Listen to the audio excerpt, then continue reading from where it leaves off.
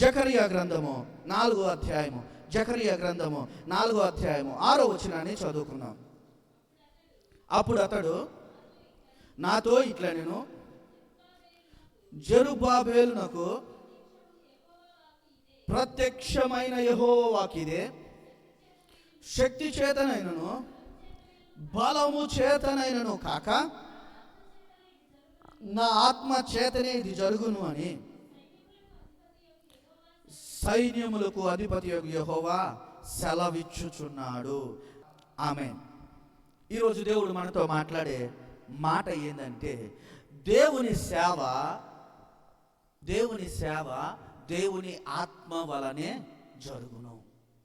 ఏంటి? దేవుని సేవ దేవుని యొక్క ఆత్మ వలననే జరుగును. మనుష్యుని వలన జరిగేది కాదు, మనుష్యుడు చేసేది అంతకన్నా కాదు. చాలా జాగ్రత్తగా మనం చదువున ఈ 6వ వచనములో దేవుడు వాక్కు జెరుబ్బాబెలు దగ్గరకు వచ్చి జెరుబ్బాబెలుతో ఏమని చెప్తున్నాడు తెలుసా? జెరుబ్బాబెలు, శక్తి చేతనైనను బలము చేతనైనను కాక ఇది నా ఆత్మ వలననే జరుగును అనే మాట జెరుబ్బాబెలుతో చెప్తున్నాడు. జెరుబ్బాబెలు మనము గత వారంలో చెప్పుకున్నట్లుగా దేవుని సేవ కొరకు ఏర్పరచబడ్డాడు, ప్రేరేపించబడ్డాడు. దేవుని మందిర నిర్మాణము కొరకు పంపబడ్డాడు. బబులోని దేశం నుండి దేవుని మందిరాన్ని నియమించడానికి అధికారిగా పంపబడ్డాడు. ఈ జెరుబ్బాబెలుతో పాటు యెహోషువ అనే యాజకుడు, వీళ్ళిద్దరూ కలిసి దేవుని మందిరమును ప్రారంభిస్తే దేవుని మందిరము అంత ఈజీగా జరగట్లేదు. దేవుని మందిరము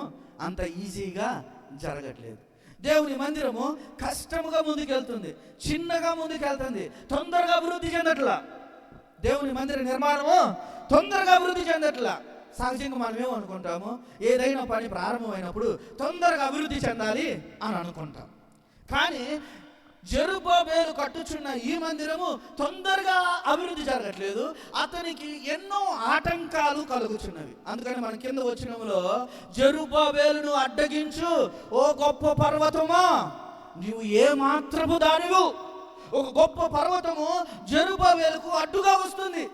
జెరుబ్బాబెలు దేవుని సేవ చేయకుండా, జెరుబ్బాబెలు దేవుని మందిరము కట్టకుండా ఆటంకములను పరిచే ఒక కొండ, ఆటంకములు పరిచే ఒక పర్వతము జెరుబ్బాబెలు ముందు ఉన్నవి. ప్రారంభమైన తర్వాత మానవుని ఆలోచన త్వరగా అభివృద్ధి చెందాలి అని కోరుకుంటాం. కానీ మానవుడి చేసే పని ఇది అంటే కానే కాదు. దేవుని పని మానవుని శక్తి చేయలేనిది, దేవుని పని మానవుని యొక్క సామర్థ్యము చేయలేనిది. అందుకని నీ శక్తి చేత, నీ బలము చేత నీవు ఈ పని చేయలేవు. ఇప్పుడు మనము దేవుని బిడ్డలము, దేవుని సంఘంలోనికి చేరి వచ్చిన మనము, దేవుడు మనతో అంటున్నాడు, నీ శక్తి చేత, నీ సామర్థ్యము చేత నా పని చేయాలి అనుకుంటే అది నీ వల్ల కాదు. మనమందరము దేవుని సేవ చేయాలి, మనమందరము దేవుని సువార్తను ప్రకటించాలి, మనమందరము దేవుని సాక్షులుగా నిలబడాలి. అంటే నీ శక్తి, నీ సామర్థ్యము, నీ జ్ఞానము, నీ చదువు, నీ అంతస్తు, నీ కలిమి, నీ బలము, దాని ద్వారా నేను దేవుని సేవలో నేను ముందుకు వెళ్తాను, దాని ద్వారా నేను దేవుని సేవలో అభివృద్ధి చెందుతాను అంటే కుదరదు. మీ శక్తి, నీ సామర్థ్యాలు దేవుని సేవ చేయుటకు ఇక్కడ ఒక విషయాన్ని నేను మీకు జ్ఞాపకం చేయాలి. పై వచనాలలో ఒక మాట మనకి ఇక్కడ ఒక దర్శనము కనపడుతుంది. జకరియా చక్కగా దర్శనాలు చూస్తున్నాడు.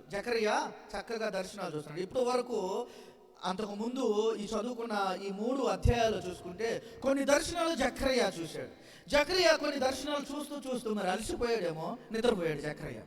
జకరియా నిద్రపోతే దేవదూత వచ్చి జకరియా దగ్గరకు వచ్చి నిద్రపోయిన వాడిని లేపినట్టు జకరియాని లేపాడు. జకరియాలే, నేను నీకు ఒకటి చూపిస్తున్నాను, నీకేం కనపడుతుంది అది అనగానే జకరియా చూసి చెప్తున్నాడు ఏమని, అయ్యా ఒక దీప వృక్షము కనపడుతుంది, దాని మీద ఒక ప్రమిదలు ఎదుగుతూ ఉన్నవి, 7 దీపాలు ఉన్నాయి అయ్యా, ఈ 7 గొట్టాలు ఉన్నాయి, ఆ 7 గొట్టాలు కలిగిన ఆ దీప వృక్షంకు ఈ పక్కన ఆ పక్కన ఒలీవ చెట్లు ఉన్నాయి అయ్యా, అని చక్కగా చూసినట్టే చెప్తాడు. నీకేం అర్థమవుతుంది జకర్యా అంటే, నాకేమీ అర్థం కావట్లేదు అని అన్నాడు.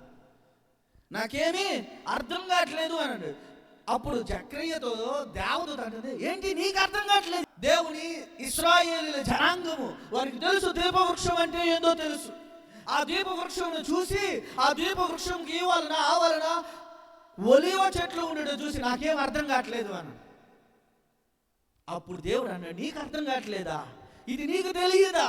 ఇది నీకు తెలిసి ఉండాలి అని చెబుతూ ఏమంటున్నాడు తెలుసా? దీపవృక్షము దేవుని సన్నిధికి గుర్తు. దేవుని మందిరంలో దీపవృక్షము దేవుని సన్నిధికి గుర్తు. దీపవృక్షము యేసు క్రీస్తునకు గుర్తు. ప్రకటన గ్రంథంలో కూడా ఆ 7 దీపముల మధ్య సంచరించుచున్న వాడా అని యేసు క్రీస్తు గురించి దర్శనములో యోహాను చూస్తున్నాడు. ఈ దీపవృక్షము యేసు క్రీస్తునకు సాదృశ్యము. ఈ 2 ఒలీవ చెట్లు, ఆ ఒలీవ చెట్ల నుండి 2 ఒక గొట్టములో ఉన్నాయంట. ఈ దీపవృక్షంలోనికి ఒలీవ నూనె పోవటానికి, అది మనం కింద వచనాలలో ఉంటుంది. ఆ ఒలివ నూనె ఆ గొట్టములో గుండా ఆ దీప వృక్షంలోనికి వచ్చి ఆ దీపములు నిత్యము వెలిగేటట్లుగా చేస్తున్నారు. ఈ నూనె పరిశుద్ధాత్మకు గుర్తు. అందుకు ఈ దూత ఏమని చెబుతుందంటే, వెళ్ళి జెరుబ్బాబెలుని ఇలా ప్రోత్సహించు. జెరుబ్బాబెలు ఎదుట ఎన్నో ఆటంకాలు వచ్చినాయి. జెరుబ్బాబెలు దేవుని పని చిన్నగా అభివృద్ధి అవుతుందని బాధపడుతున్నాడు. జెరుబ్బాబెలుతో నువ్వు ఈ విధంగా ప్రోత్సహించు. జెరుబ్బాబెలుతో ఇదిగో ఇది దేవుని మాట అని సెలవివ్వు అని ఈ ప్రవక్తలు చెబితే, ఈ ప్రవక్త వచ్చి జెరుబ్బాబెలుతో అన్నాడు, జెరుబ్బాబెలు ఇది నీ శక్తి వలన, ఇది నీ బలము వలన జరిగే పని కాదు, ఇది దేవుని ఆత్మ వలన జరిగే పని. ఈరోజు దేవుడు మనతో కూడా దేవుడు ఏం ప్రోత్సహిస్తున్నాడు తెలుసా? దేవుని బిడ్డలారా, ఇది మానవుని శక్తి వలన, మానవుని బల వలన జరిగేది కానే కాదు, దేవుని ఆత్మ వలన జరిగేది.